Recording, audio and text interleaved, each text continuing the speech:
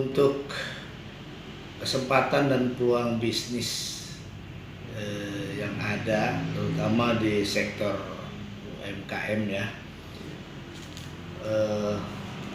untuk masyarakat Betawi ini sekarang sih sudah tumbuh dan bahkan boleh dikatakan 90% daripada warga Betawi itu yang menggeluti usaha UMKM ini.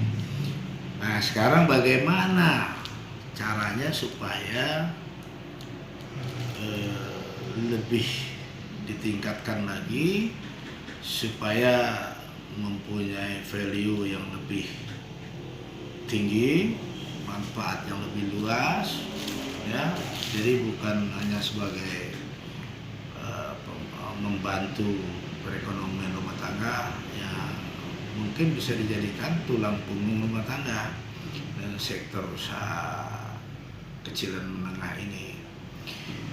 Ya, seperti pada lazimnya di dunia modern seperti saat ini, ya yang kita akan drive di sini bukan dari segi permodalannya, bukan dari segi teknologinya, tapi kita lebih kepada sumber daya manusianya.